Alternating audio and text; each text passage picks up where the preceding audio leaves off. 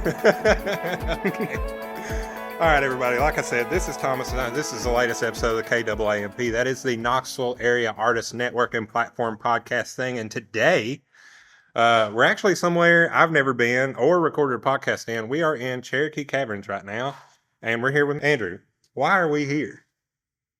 Well, I guess we're going to shoot the breeze about this Let's event shoot the I'm putting breeze. on. Yeah. What are you doing in here? Talk about music. I want to talk a lot about music. We can talk a lot about music. But I want to talk a lot about the event. So we're putting on an event here called Gather in the Cavern. Gathern. I mostly named it that, I think, to like fuck with people from the north. If we can eventually grow this thing to where people from New York are coming. Well, the Mason-Dixon line's not too far away. That's true. I think we can get at least a few. Yeah. Gathering in the Cavern. So we're going to have 5 bands play September 5th. And it's mostly the genres are pretty tight right now. Psychedelic rock, psychedelic funk. My band's actually playing. We're more improv, electronic dance music. There's a band Yodo. Familiar Yodo? Yeah, So I've heard everybody on the list. Yeah, dude, I think that's a big inspiration for me. That how they do their improv. I mean, ours is more like, so Brandel, our guitarist, he's a big Widespread Panic guy. I'm a big Fish guy, our keyboardist. So we bring a lot more jam-tronica to our sound, but it's all improv, electronic dance music. Got mostly local acts, one regional act. They're the headliners, Auspicious Golden Fish. They're a psychedelic funk band, and I came across them through social media and just reached out to them randomly, man. And their lead guitarist, Jamie, super nice guy. They're really good artists. He played for a band called the Fritz, and they were pretty popular, but Asheville band. Yeah. All instrumental, got that jam band vibe, but also have a little bit of Sound Tribe vibe too, and they should be really killer. So that would be perfect for somewhere like this, as we sit in a cave. And I don't know if people caught it on the name of the venue we dropped here, but like we are sitting amongst rock formations that are how old right now? And we're definitely underground. There's drips everywhere. We might be able to catch it on They call microphone. those cave kisses. Cave kisses. I've been underground a lot, so I guess I get kissed a lot by caves. Yeah. This I've never recorded in a cave, and I'm really curious how this is going to sound. And I'm really excited to hear some live music in here, especially if it's kind of jazzy and psychedelic. Yeah. That sounds like a great old time to me. Yeah, it's going to be good, man. A lot, you say like random question to strangers on the internet. Hell, that's usually how this show happens. I know. It's like I reach out to people online and they're like, oh, yeah, that sounds great. I'll come talk about my stuff. And then like a month later, we talk about their stuff, and kind strangers on the internet say yes when you ask them polite questions. Yeah. I'm glad you said yes. Hey, that's pretty cool, man. Well, like I was telling you earlier, Yes. I really enjoy doing this in weird places, and I have yet to do any of this underground, so I really couldn't pass it up. So thank you for sending a kind question to a stranger on the internet. Thank you for responding kindly. You are most welcome. It's good to be here. Good to do this. Yeah. Let's talk about the list. Who is going to be performing here? All right. My band, Doug Safari, or our band. That's kind of how I formed this thing. So our guitarist, Brandel, and we have a keyboardist, Ben. He's our guy. He lives in Nashville. Brandel's in Memphis, but we all met in college. College is real good for that. I know, man. We all went to UT. It just actually how I met Brandel was crazy. I was out one night. It was after a Florida game. We were in some apartments there in the fort, and I just happened to hear live music, and I knew it was live music. It sounded recorded. Right. Go in, and I just knock on their door, and I'm like, hey, I play keys. Let's jam. And so he let me in, and the rest is history. Yeah, man, we've been tied ever since. But anyways, him and I played down here once. We're like, let's do a little recording down here, like a video. And we did it. And we're like, dude, we've got to throw a show down here. Like, it would be perfect. So it kind of started from that. And now it's kind of evolved into something like a bigger picture thing because it's such a special place. Oh, man. This place is really special. I mean, it's the only kind of underground experience you're going to get in East Tennessee that is anything like this. I mean, you can walk in here, most days of the week? Most days. They do So the Caverns themselves, the business themselves, they do movies once a month throughout the year. Their big thing is the Christmas in the Cave, where they have Santa Claus sitting right where we're sitting. Nice. And the Grinch is back where the drip chamber is going to be. That's another stage we have for our event. And then Halloween in the Cave, where they do trick or treat and stuff. So they've never done anything like this before. And my wife's uncle, so my uncle-in-law, is close friends with the owners. I would say like property manager, general manager. So we come here a lot. And after Brandel and I played down here, I was like, man, let's do a show down here. So they've had bluegrass and opera, but they've never had like funky stuff. What we're bringing. Yeah. A dance party. More I'm thinking, when I think of a perfect lineup, it's like 2006 Bonnaroo, that era of music fest, all good at Marvin's Mountain Top. Like 2007 Lollapalooza with Daft Punk, that kind of good stuff. I watched that set live the other day again. Nice. People with their point and shoot cameras in the crowd before cell phones were everywhere. I was like, simpler time. I was thinking like making a rule about that. I fucking hate rules. Well, I fucking hate no rules. service down here, so it's not you can't do it. People can get shot. I want people to use their phones, right? But the beauty of this, they ain't gonna be able to be texting. Where are you at? It is kind of old, so it's a tight space though. So it won't be hard to find your buddy. But if you lose them and you're lost, it might be a little more challenging. It's an adventure. Luckily, it's a loop. Yeah, it is a loop. That might be the saving grace there. Yeah, and it's cool, man. People really need to come out to this because the owners, like I said, they had never done anything. So now they were iffy at first, but they're kind of coming on to it. They're really into the idea now. I think you've got a really good context for your idea. You've got a tight lineup of artists that jive together, and I think the lineup you've got is going to be really good. We've not mentioned two other artists, so we said three. I got sidetracked. Okay, so my band's playing Auspicious. We've got Siren Sisters. We played a show down. You know the name Fly By Night. Yeah, so you're Fly By Night back in the spring, and there was this one person who happened to get a Instagram story of us and shared it with us, and I was like, "Oh, thank you so much. That was so nice of you." And she was really nice. And then later, my wife was like, "Hey, you should listen to these girls. It's two women that." They do it's like an acoustic sound bath type genre, but they're called Siren Sisters. She's like, listen to them, they're great. And I'm like, they are great. I should invite them out to play. Turned out to be that person that recorded us at that no way show. So I already had a bit of a connection, reached out to them. They were down to play. So it's Auspicious, Siren Sisters, Rossdafareye, who's like a local Knoxville pretty much legend in my opinion. He's established in the scene for sure. It's so good. What he does, I don't know what it is about him, man. He's a really good musician, first off, and just has an aura that's pretty special. So I'm excited about him. So Rossdafareye, and then the headlining act, Auspicious Golden Fish. So and then the Gavin Kattesh project, the Gavin Kattesh band. Is that Analog Kid?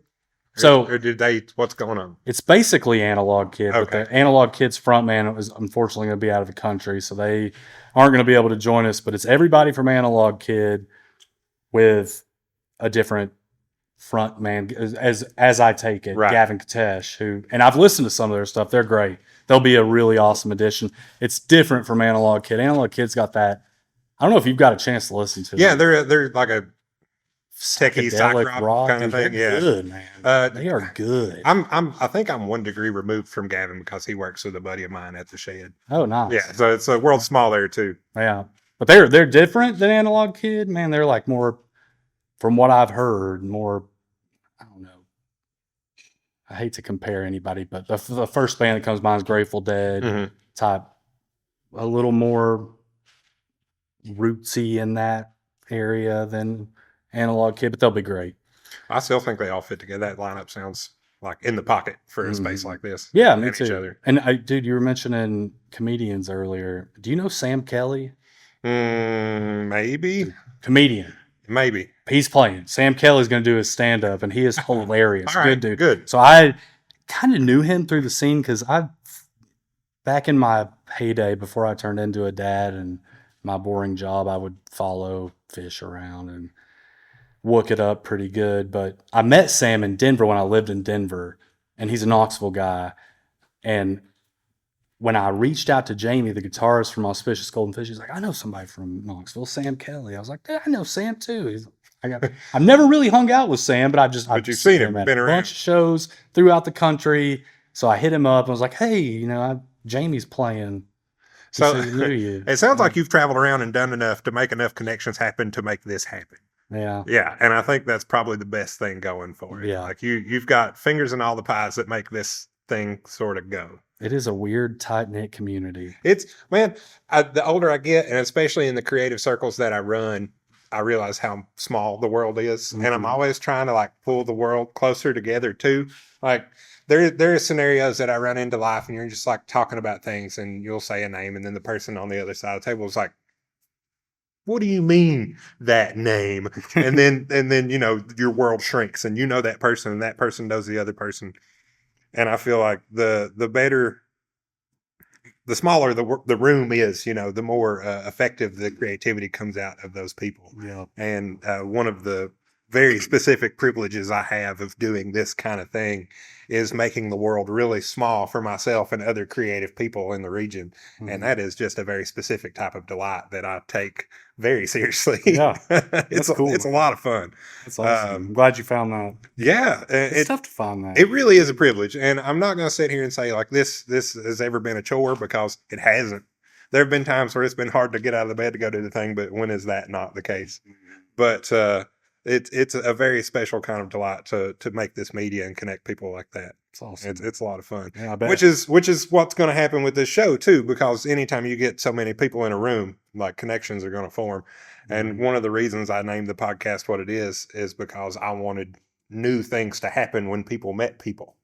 So, there have been people network that have been on the show together in my bigger like group outings that have went on to produce events and do stand up and art shows and all kinds of stuff. And it's been great. It's a really neat thing to watch. It's awesome. And you're painting. Yeah, I'll paint. I guess it's official now. Are you? Yeah, I'm down. We'll paint. I'll paint. It'll be great. Shit, man, you don't have to. No, I'm serious. I'm in. We got to find a place to set you. Yeah, we'll figure it out. What are you going to paint? Well, I don't know. Yeah. But I can do something earthy. And I'm working on a series of landscapes right now. I've got a moon painting in the works right now. Nice. I don't know if I'd call that a landscape, but the one I did before that was technically a landscape. So you've done live show paintings before. I've got probably 30 shows under my belt right now. Dude, I see them all the time. Like so my first festival was Bonnaroo 2007, and that's when I would see these people doing. Do you finish them in like one show, or do you just get like the base? Well, or is it different for everyone? How's that? It's different for everyone. There are some pieces I've worked on across multiple shows, and then there are pieces that I've done start to finish at the show.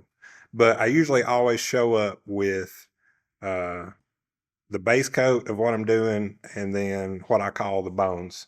So if I'm doing like the really trippy psychedelic pinstripey stuff that I like to do, then I'll have my rough forms like in pencil on the canvas. But if I'm going to paint something cavey inspired, then I'll just bring in a canvas that's been primed with probably like a dark brown or something and just work on top of that off freeform. Because if I'm going to be in a room full of organically formed everything, I don't want to walk in here with something that has a straight line on it. Mm-hmm. So I'll probably pass on the bones and just kind of put together whatever I can see works. And there's plenty of beautiful stuff in here to draw inspiration from. Like as we sit here, we can look 360 degrees and see, hundreds of thousands of years of nature doing its beautiful work. So there's all kinds of inspiration to be had with just your eyes. So I will do something that matches the room. That's cool. If I had to guess. Well, I'm excited to see. What are you going to sell it after? What do you do with them? So I do sell them if somebody wants to buy them, but it's never like, there's never a price tag on it before it's done, So if somebody is really intent to buy it, I'll say, hey, come find me at the end of the show. We'll talk about a price. Well, I'm your guy. This is a big thing for me, man. Oh, I've never done anything like this before. Like I've never been put on. Actually, this is my first. I'm a rookie. Well, so, like if you do so, dude, I'll buy it. Well, it'll be a good thing. We'll make something really cool, and you can hang it. If you want to sell it, just hit me up first. Well, please. Don't act like I'm above giving gifts, because Because I like giving gifts. Thank you. But yeah, no, you ain't lying, man. There's a lot of inspiration. Yeah, there's around here. There's a lot of beautiful things in this room, and I think that's also a really cool thing. This experience versus other underground concert experiences that I've had is a lot more raw because I'm not gonna sit here and name names of other underground experiences, but in East Tennessee the list is really short. Mm-hmm. And other spaces are a bit more manicured than this, Mm-hmm. a bit more sanitary, even being underground.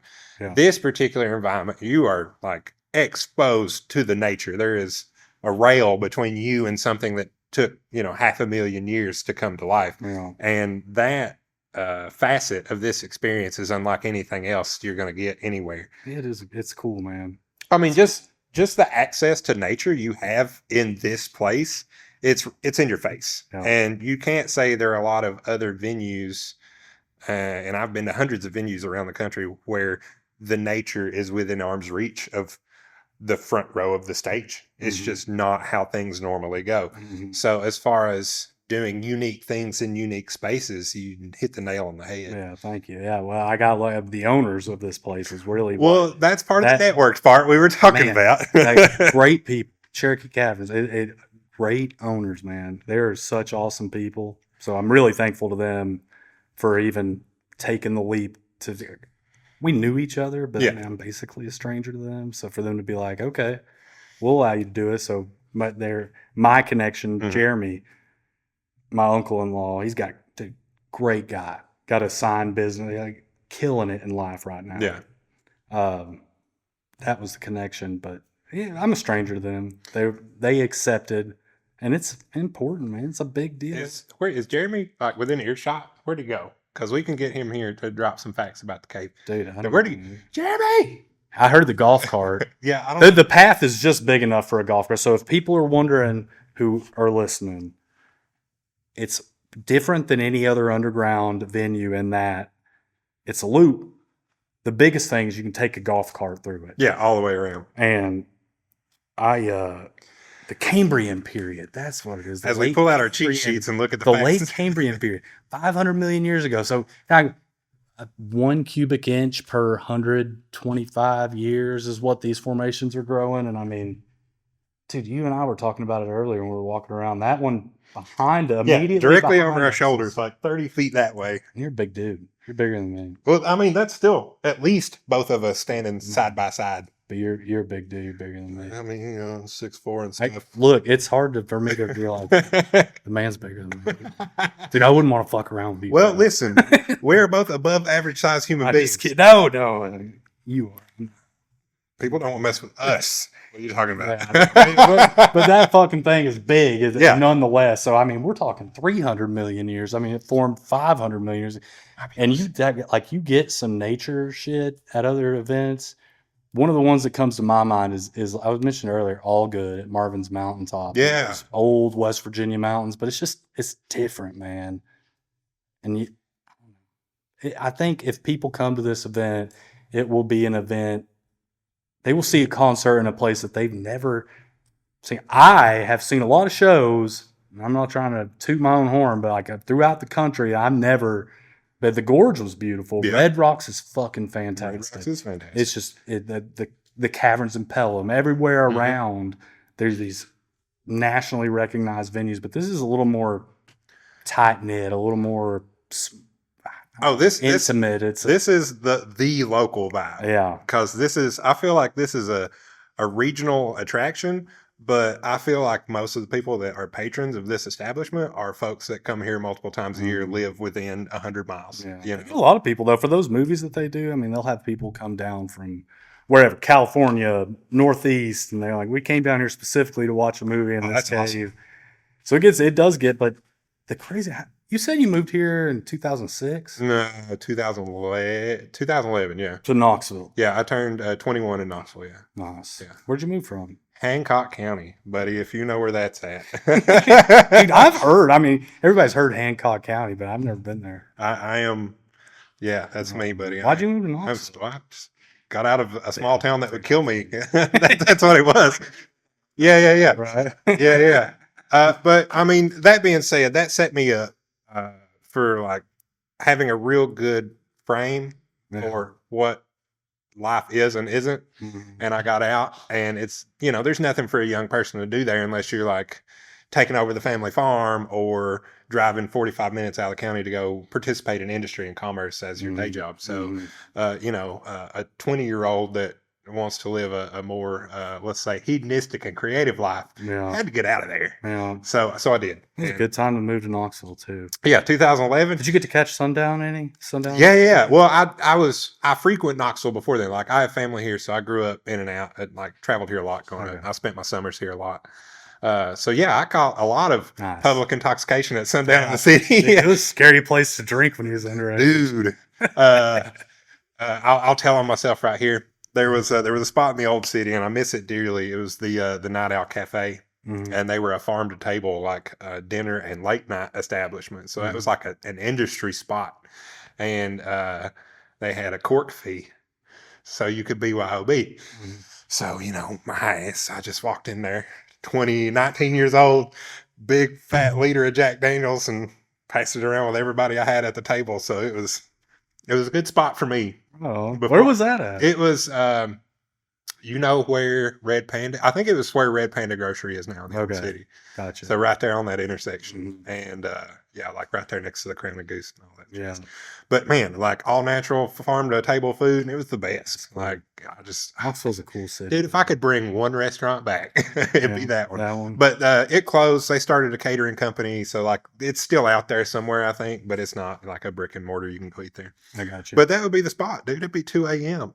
Whatever. I'd be out late night, goofing off, whatever, because can't get into much when you're 19, 20. You can get into plenty, but you're not walking or stumbling out of the bar at 2 a.m. to go eat here. But everybody that was stumbling out of the bar at 2 and 3 a.m. would go and eat there if they didn't get 8 out of food that day.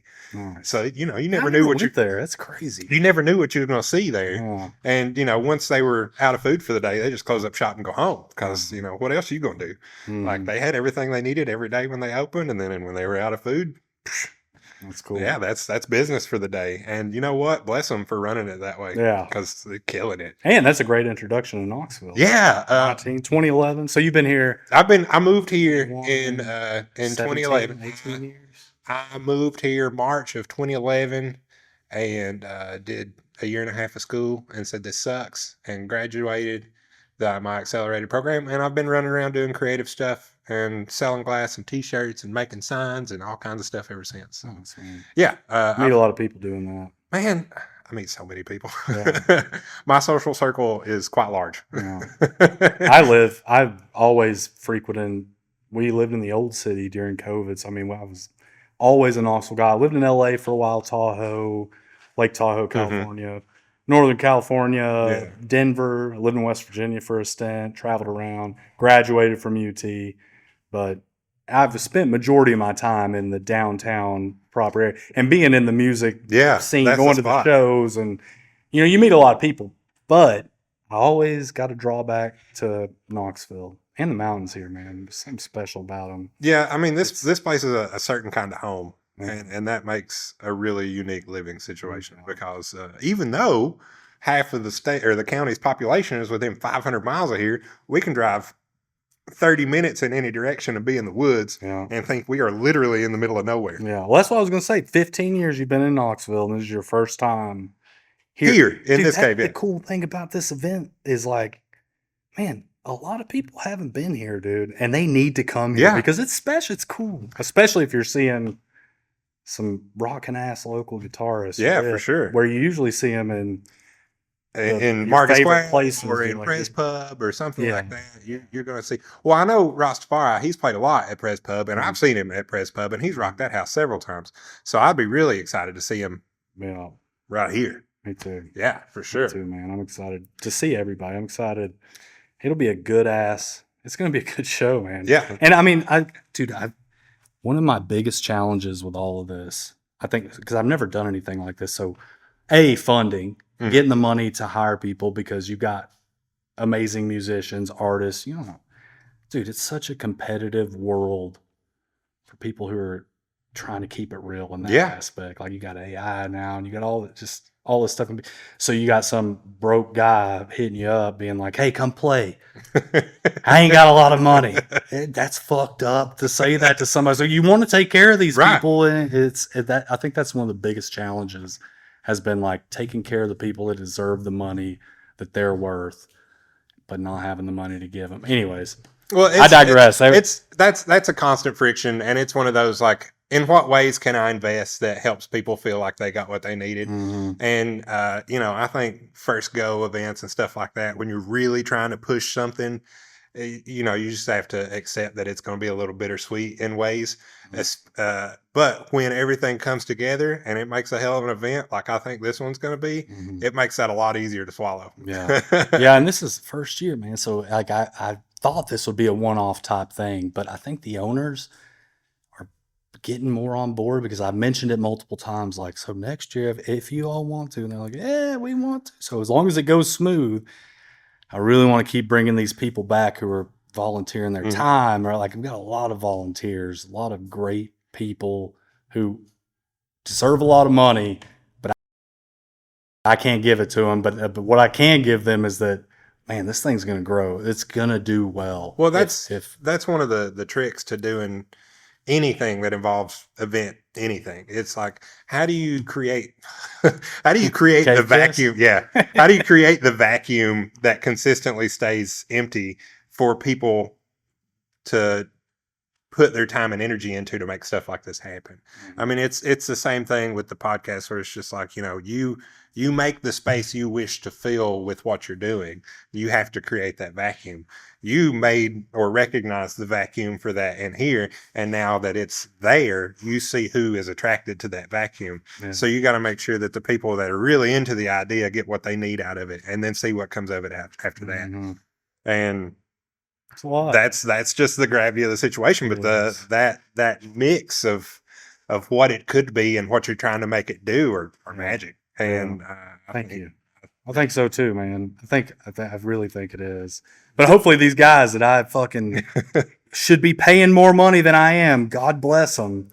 They're going to be back next year. That's where that spirit comes in and everybody's really enthused, Dude, because I think that's like one of the biggest pulls is, I was talking to, we have a marketing director, Amy Harrell. Her and I were talking, like, it's a small space. Well, we're going to be able to fit 250, 300 people max down here. So how do you grow? How do you compete against, how do you make this?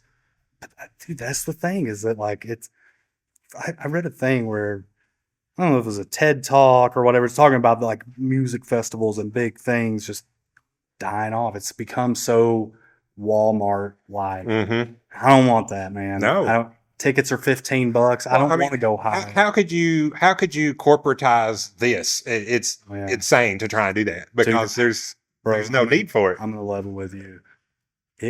I could see it in the sense that like, so my dream, if you ask me right now, like who, if you could have one artist play Gavin in the Cavern, who would it be? I don't know. Tom Petty's dead, so I can't do Tom Petty. That fucking sucks. I wish Tom was right. It would be Tom Petty, but Tom Petty would be cool. Man, Fish can't do it because they got their goddamn lights. They're crazy. But I would say, like, let's say Sturgill Simpson. Perfect. Or let's say Tyler Childers. Or let's say Billy Strings. Or let's say somebody from King Giz. Or anybody. Like, anybody in that realm of shit I love would be huge. How do you get that? I think people are kind of going back to that smaller, that tight knit. You got to lean into the novelty. That's really the thing. But you also got to pay them. So like, how do you do it? You go out and you say, "Hey, Food City, how about $40,000? Let's gather in the Cavern presented by Food City." I don't want to fucking do that. Tom Petty wouldn't fucking do that. Well, you know what? Lots of people play in the Food City Center at Thompson Ball Arena and are happy to do that. Yeah, so. And I can see it getting corporatized in that way. But the fucking the roots, the heart, the the sponsorship and the administrative stuff, it doesn't have to bleed over into the experience. Yeah, and I agree. A lot of events and a lot of places in general let that happen because they don't care to not let it happen. And that's really sad because it's really easy to not let that happen. But there's those advertising dollars and that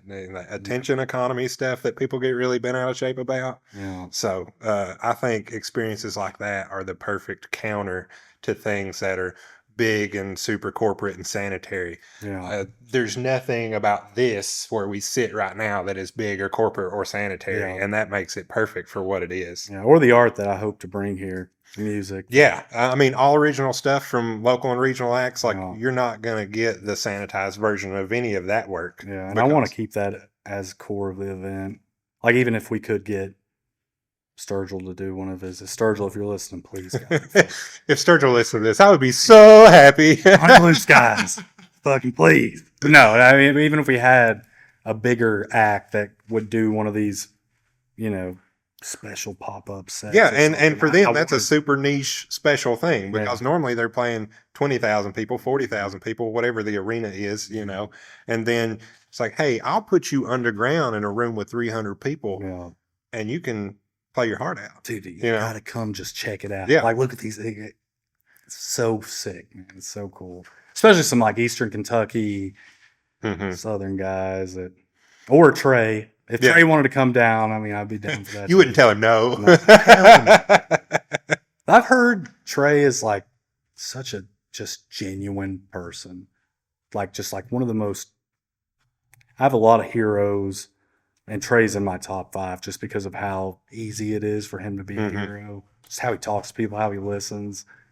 Well, I think that's the reflection of how many people don't mind to have him on stage with them is a really good reflection of how he carries himself, I think, because people aren't going to invite you up on stage if you're a fucking dick. Yeah, that's true. And that guy ain't a fucking dick. Man, I'm going crazy over here. I'm sorry. Let's get back to the point here. But yeah, I could see it.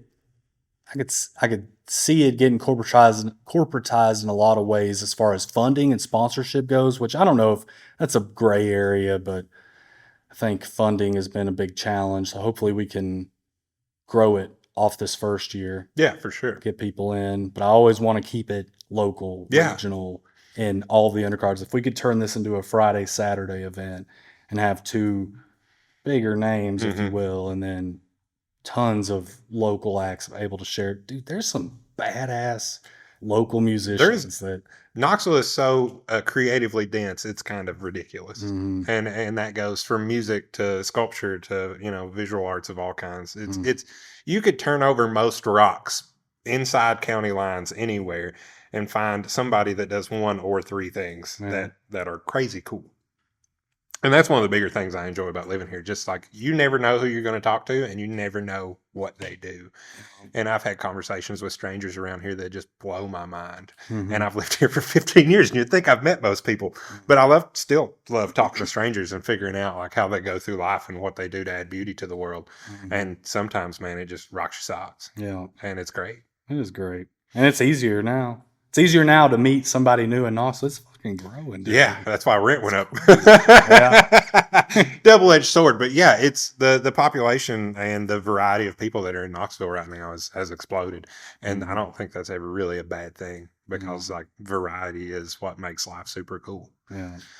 Rent sucks. High rent sucks. I live in the boonies now. Well, I moved out of Knoxville. I live out in Harriman now. Oh no.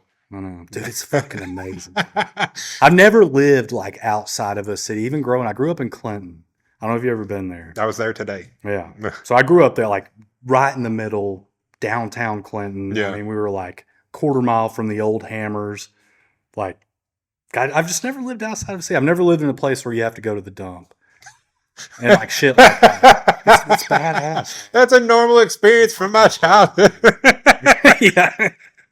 You got away, I went there. But, oh, God. Yeah. So, you know, fucking awesome. Saturday morning runs to the dump. Ooh. Dude, my generator caught on fire on my porch. That's totally not the same. Okay. No, I haven't. Well, I guess we know what's next. But yeah, Saturday morning trips to the dump with my father consisted of loading up the truck full of the trash that we generated since the last time we went to the dump, which was probably a really regular occurrence, at least once or twice a month. Because do you know what was on the way back from the dump? No, well, tell me. No, I'm not that privileged. The one store in the whole county that sold beer. So, of course, after we take the trash to the dump, we have to stop at the beer store. And while my father consumes, I swindle some old drunk dudes out of their beer money playing darts. Nice. So, like 15-year-old me playing DD home from the beer store has $30 in his pocket from swindling dudes playing darts. Oh, yeah. Man. Good memories? Oh, yeah, I loved it. And it was a lot of this, that social circle for my father was a lot of the people that I was in school with. So I'd go hang out with their parents and take their money. Nice. Your old man's still around? Sorry, deep. Yeah, he's good. He drives a truck. He says it's the easiest work he's ever done. He just doesn't like being away from home that much. Yeah. But he's got the seniority now to pick some good routes. So he's home, most of the time. Hell yeah. That's cool. But yeah, I still got both my parents all good. That's good, man. That's good. They are very supportive of my artistic and creative pursuits. Dude, that's awesome. Well, it's either they're not or I'm going to do it anyway because they're not going to stop me. But it's nice being supported. It's nice being there. It's not easy, dude. It's like a different thing. Like our Southern parents, like us, we're dads. Yeah. Like it's like, I don't know. It's just different. It's like evolving when Southern parents who aren't necessarily so traditional, you don't see it in the movies. You don't see Southern parents being like, dude, go and interview those weirdos. And I know. Those special people. And like, it's cool to see. Well, with this and interview those special weirdos, I've had the privilege. So like, Hancock County is one of the places that is just rife with bluegrass talent and Americana music talent. And my father's really good friends with a man named Rick Campbell. And Rick Campbell has played all over the world playing fiddle with lots of very well-to-do and well-established like bluegrass and country artists. So, early in the shindig here, I got to sit down and talk with him in his shop. And, he's known my father since they were both children. So it was really easy to sit there and get him to tell stories and talk about how he's traveled all over the world playing fiddle. And, like I have the privilege of conducting those conversations with people like that. And it really does, like I said, it entertains the shit out of me to have that privilege. You like bluegrass? I like most things. Yeah. But yeah, bluegrass. Who are you listening to? Right now? Like who are you, who do you think you're, I don't know, mostly. Okay, so like in the rotation right now, it's not anything bluegrass right now. But today I was listening to some West Coast boom bap rap named Bamboo. Oh, he's Filipino. Nice. I was listening to Project Pat. Nice. I need to catch one of Project Pat's sermons. I ain't been to one of his church services yet. I was thinking the other day, like Pastor Project Pat is a real thing. Down here, bro. I would go to a sermon in a cave. No, just don't play.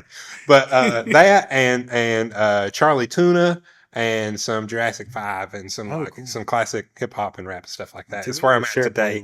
But otherwise, I like the Oak Ridge Boys and the McCameys. Those are some real hyper local stuff. Yeah. And then are the Oak Ridge Boys from Oak Ridge? Like, where the fuck are those guys from? I have no knowledge of this. Because, dude, I see. I was living in Tahoe. I was 19, 2009. Like, we had this crazy drunk neighbor. Larry was his name. I mean, he was fit like for a drunk neighbor. But he was like, I know Knoxville. I know Clinton. I know the Oak Ridge Boys. I was like, fuck, I don't know the Oak Ridge Boys. So we listened to the Oak Ridge Boys. I don't even know if those fucking guys are from Oak Ridge. What time in the morning was it? Dude, all hours of the morning. This guy was fucking crazy. It was weird. We lived in a motel for like 6 months. Yeah. The Blue Haven Motel in Tahoe. It was the only thing we could afford. 3 dudes, $50 a week between 3 of us. Okay, so affordable. I moved out there with $400, a little over. Took a Subaru Outback. It was fucking sick, man. It was such a good To Colorado? No way. To California, dude. Oh. California. This is wild, man. But yeah, we were like, oh, well, fuck. We fucking landed at the Blue Haven Motel. You got like just a bunch of like people who were beautiful people, but like older, kind of down. I mean, they were all living at the Blue Haven too, like in their 40s. So you're at a certain level in society where it's just like some fucks haven't been given, or you're trying to gain some. Dude, I don't know if it was a Southern accent, the youth, but those motherfuckers. Magnets to us, dude. They love fresh hanging meat. out. It's like, let me borrow $5. Like, all right, Larry. Well, did you ask any of them for the cigarette before they asked you for a cigarette? I don't know. You got to get them with that power move on the front. Dude, I was broke as fuck too, so probably. I remember we would like, and we were rolling our own cigs at this point. Like, we couldn't afford American Spirit, so it was like Bugler. We'd get a 10 of Bugler, and it was pre-vape. It's just different times, bro. Simpler times. Yeah, I probably bummed some cigs off some of the little guy. But anyways, Oak Ridge Boys. That's sick. Yeah, so I like to stay informed and maintained when it comes to the stuff that comes out around where I am. Oh. So I've listened to plenty of bluegrass. I'll drop one on you. If you've ever been to bluegrass at Bellamy's, if you've not ever been to bluegrass at Bellamy's, you should definitely go. Yeah. If you Google it, you will figure out where it's at. But I think it's in Greenville, and it's an old timey country hardware store. Mm-hmm. And on Saturday nights, they open up the other half of the room. And it's like in Greenville? Yeah. And it is a small stage and a long skinny room and some of the best bluegrass you'll ever hear. Dude, I gotta get there. Yeah. It's amazing. Greenville's got like such a rich hit. Have you ever seen Almost Famous? Mm-hmm. They had, who was that? Stillwater. Yeah. The band that's on tour. Mm-hmm. They stopped in Greenville. Like everybody used to play. It used to be a mecca, right? Like back in the day. And then, also, I listened to a lot of Scott Miller in the Commonwealth or Scott Miller's solo stuff. And then the V-Roys was a big Knoxville rock band in the late 90s and early 2000s. I've got a couple of their CDs. V-Roys. Yeah, the V-Roys. That was his rock outfit. He was guitar and vocals in that. Nice. Yeah. Dude, that's cool, man. You should definitely look him up if you've never heard it. It's a little more grungy rock and roll edge that Scott Miller doesn't really play a lot right now. Nice. I mean, he's plenty rock and roll of his own stuff, but they still playing? Yeah. Well, the V-Roys, no, they're not still playing, but there's a lot of their music in rotation. You can still hear it on WUTK. They play their music. Cool. But Scott Miller, he's put out 5 or 6 albums since then. They've all been killer. Oh. Yeah, he lives up in Virginia now and has a small cattle farm and does the the homestead and stuff. And when he's not on tour, he's tending to the cattle and birthing calves and all that jazz. That's cool, man. That's the dream right there. Yeah, man. He plays 2 or 3 shows a year in Johnson City at the Down Home.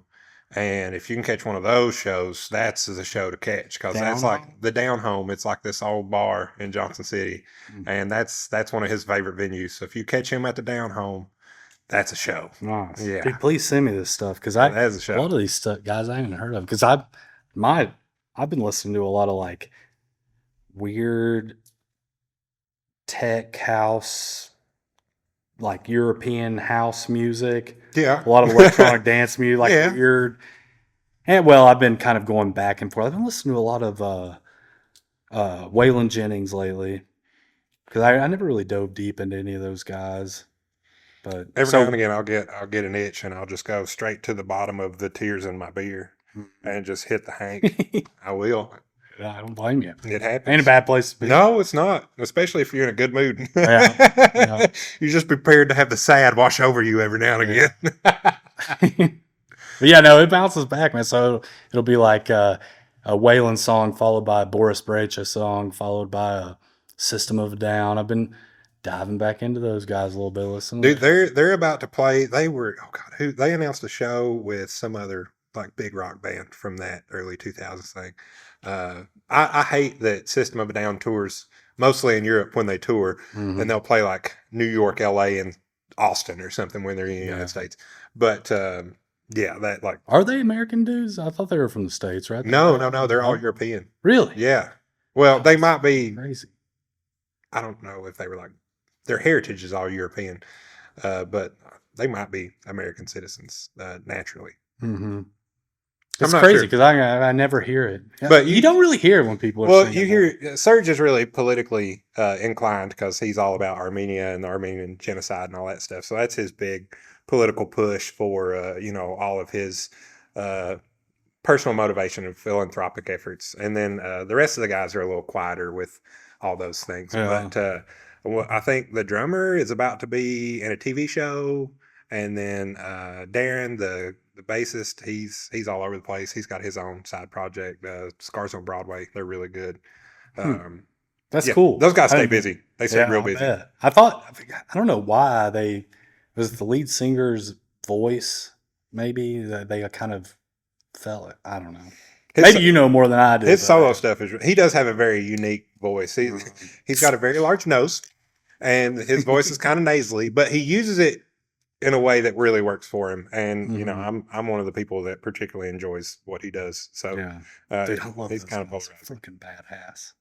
Like I was listening to a song I don't know, a while back, but it was one of the lines that stood out was it was the song Sugar. Yeah, it was something about like Russian roulette, like a man's sport. Yeah, Like, the fucking badass. playing Russian roulette with a loaded gun, a man's Yeah. sport. Yeah, Yeah. that's their first 3 albums are crazy good. Mm-hmm. All right, So that's where I've been. yeah, us. So sorry, let's get back on track. All right, Where so are we at on time? We are How at we doing? 50 minutes and 4 seconds. So You said you're down to go to 90? yeah, we can go to. Dude, I'm it having don't a matter good to time me. talking. Bro. Yeah, let's go. I don't get to do this often. I have a day job. Yeah, me too. I play with stickers for a living, man. Oh, really?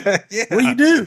I play with stickers. Oh. No, That's sick. I put a bunch of stickers on. I wrap cars and make signs, and personally and privately, I do this, and I do video and audio stuff, and do graphic design. Are you a car guy? Yeah, like you could like if you had to change out your water pump right now. Yeah, I could do that. That's fucking cool. Not my favorite thing to do, depending on the vehicle, but I've been into try to do most of like small engine shit lately. I bought a John Deere little riding mower, like random shit like that. Yeah, it's weird. You just get something fucking 37 project. Yeah. See, I love this fucking. Well, all right. So I want to learn about watch out for the Predator 212 okay. and stock appearing race classes. Yeah. Because stock appearing race classes are where you can do anything to that motor you want, as long as on the outside it looks like it just came out of the box. Nice. Yeah. Until somebody blows you out of the water and you're wondering what kind of black magic they did on the inside of that thing that looks just like your little thing. I'm not a car guy, man. I just bought a AC condensed. Dude, I'm sorry, we're getting way off time. I'm sorry. That's part of the reason we're here. An AC guy. We got a Acura MDA. I bought an AC condenser cooling fan because ours is just. I'm going to change that out. I'm learning. It's fun, man. Hey, look, you get older, you're like, I'm going to fucking learn about it. I'm a chemist. That's my job. So mechanical things are a fun side project. Yeah. It's one of those deals, man. It's like, I think the older I get, the more skills I'm okay with learning. And also I get way less apt to call somebody. Mm-hmm. Like, I want to do this myself first. Yeah. And if I screw it up, then somebody can fix 2 mistakes and I'll pay them what they're worth. Yeah, it's weird. Like, it's fucking like, part of it's like, I don't know. I don't want to sound bad. You might have to edit this out, but I don't want to like be like a pussy. And I got to change this fucking fan out. So I'm a pussy. Knowing how to do things is never a bad idea. Yeah, it's true. But also, it costs a goddamn arm and a leg to get anything done. So it's like I just got to and YouTube now. Man, I'll be working on a car I've never touched before, and YouTube University is a very practical resource for a lot of information. So, if I need to know how to take something apart without breaking this door panel on this Mercedes, I'm going to go watch somebody else break it first. That way I don't do what they just did. Yeah. But yeah, I mean, I think being alive in the times that we are and having access to information that we do, it'd be foolish not to take advantage of it in the first place and figure out where your limits are as a person. Can I do this? I've got all the information perfectly available to me, just like the experts. I just don't have the practice. So I might as well give it a go and see what happens. We got kids now. We got sons, so we can be like, hey, hold this flashlight. Yeah, exactly. But I'm not going to be mean to them. I might give, I ain't going to be like an 80. I said a 10 millimeter. Dad, there was no 10 millimeter. Where'd it go? Yeah. 10 millimeters always disappear. Yeah, but I'll be more, let me show you. And then I'll be like, come on, man. The second. I think that builds character in a kid, Like, I don't ever want my son to be afraid of me. Like, I don't know, dude. I've never really known love until I had a kid. So I don't ever want to, like, abuse that.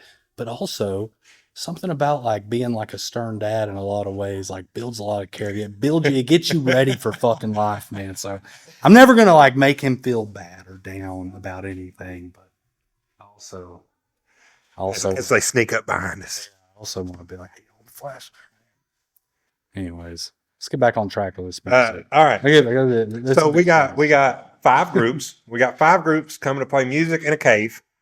And let's narrow down the range. We've got psychedelic rock on one side of the spectrum. Mm-hmm. What's the opposite side of the spectrum on this list of artists? I would say improv, EDM, house music. So like my band, to sound bathing acoustic guitars to Grateful Dead one-man band to the headliner who's psychedelic funk music, dance music. Yeah. It's got a sound tribe vibe if you're familiar with that genre. Yeah, they were in town and I missed it. I know. Dude, I haven't seen them in so long. The new album's so good. 2010 at The Tennessee Theater, probably. No. Yes, we did see them there, but it was around Halloween. That I can't believe I'm drawing a blank on. Was this that Pisgah? Nashville venue, old venue, wooden church pew vibe venue. The Ryman. Oh, you saw they played at the Ryman? Yeah, dude. Okay. It was tough to dance. Well, the Ryman's cool, but it ain't no cave. No.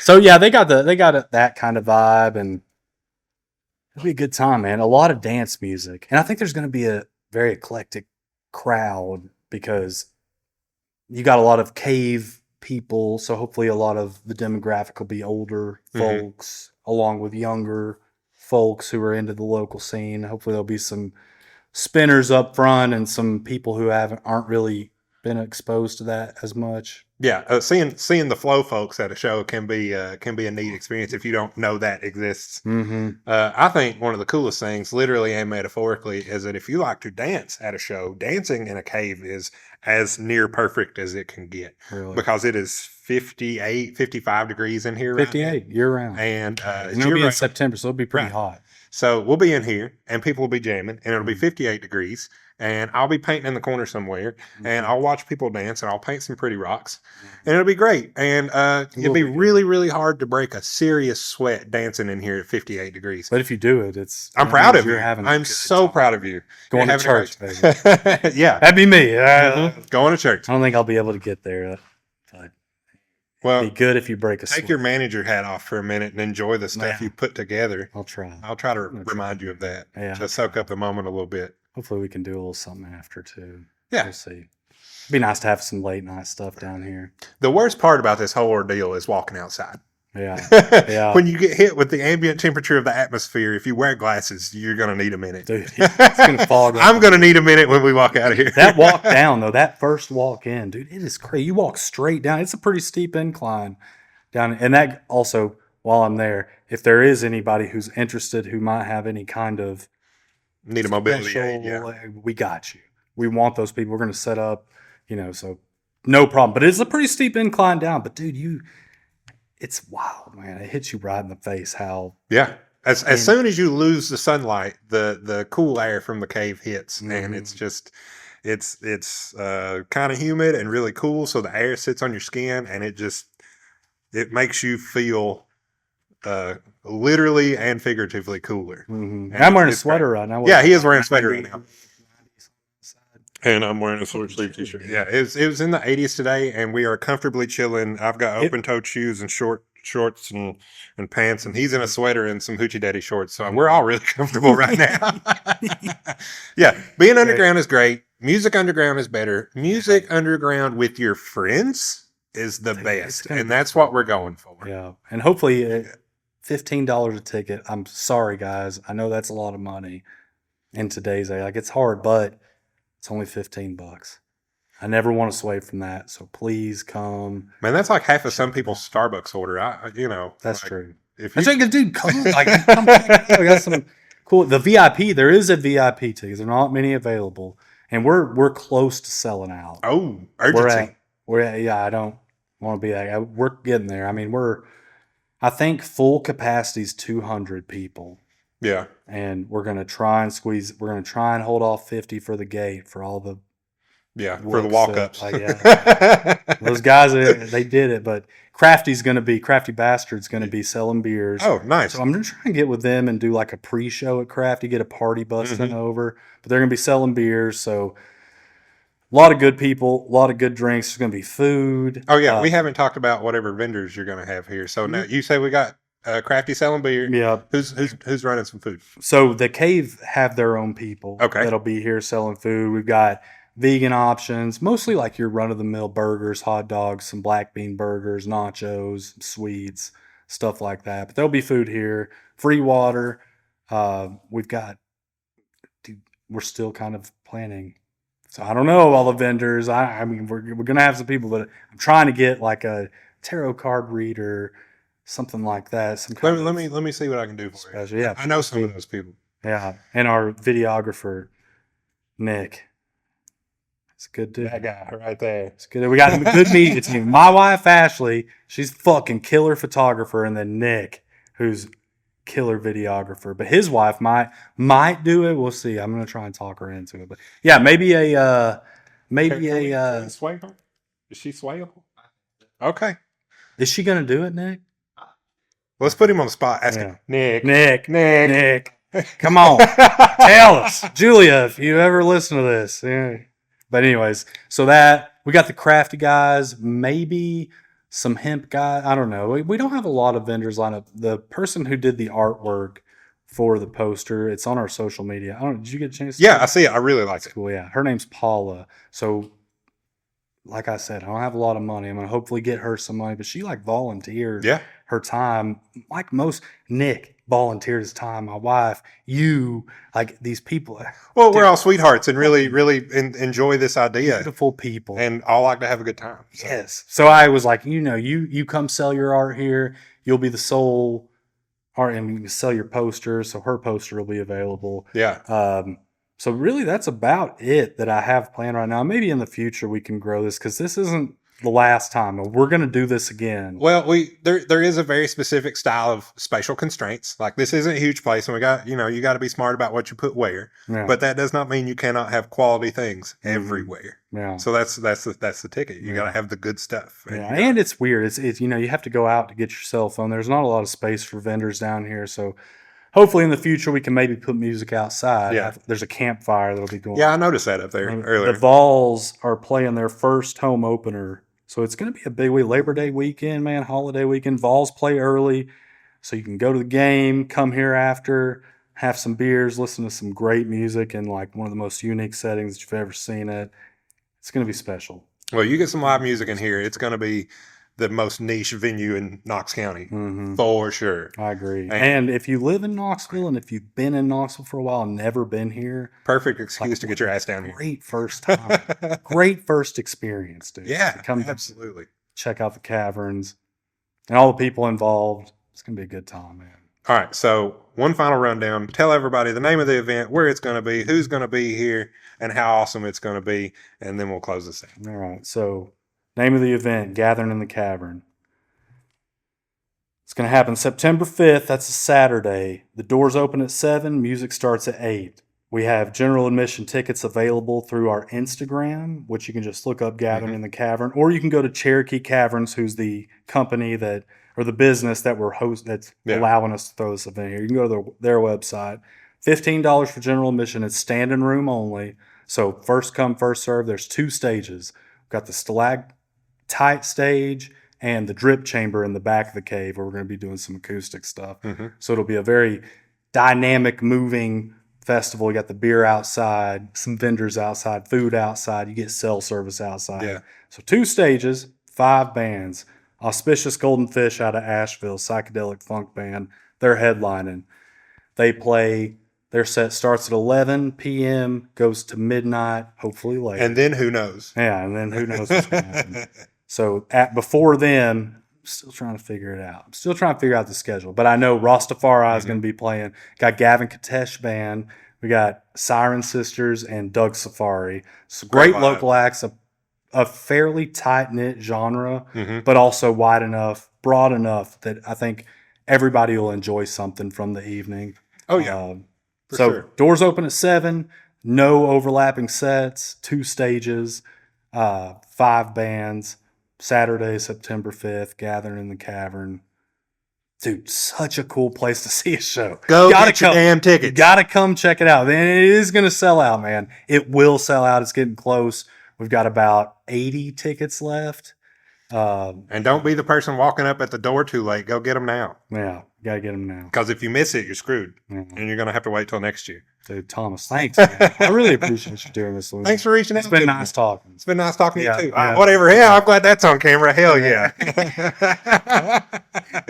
But, yes, this has been great. This is a wonderful conversation. This is the first time I've ever recorded in a cave. Is this the most unique place you've ever recorded? Yeah, this is definitely the most... Shoot me straight. Yeah, for real. This is the most unique place I've ever recorded. I have recorded in some other unique places. Yeah, I'm not trying to take away from those places. No, they're great, but none of them are underground or temperature controlled at 58 degrees. A 500 million year old. Yeah, no, none of that elsewhere. So yeah, this has been a crazy, super nice, unique experience that I'm privileged and happy to share with folks. I cannot wait to come find a corner to paint in at this gig. It'll be a blast. And everybody, this has been the latest episode of the KAAMP. I'm Thomas Zachary. This has been the Knoxville artist area networking platform podcast thing, whatever it needs to be at the moment. It's pretty plastic and I love it. We've got Andrew, we've got Gathering in the Caverns, we've got music, we've got tunes. Y'all, we've just got a good time on the books. And if you're not coming, it's kind of lame that you're not here. And I hate to put that pressure on you, but it's just the fucking truth. It is. So, stay home, be square, it's up to you, but I'm going to be right here. Dude, support it. I'm going to be right here. Let's do it. All right, everybody. Thanks for listening. We love thank you. you. We'll talk at you next time.